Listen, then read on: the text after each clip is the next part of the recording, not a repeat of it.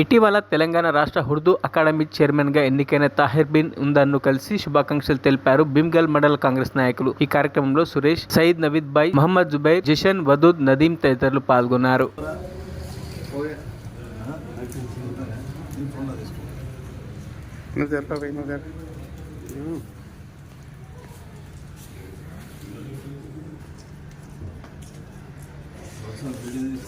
video కావాలన్నట్టు మంచిగా నిలబడి సాయిలో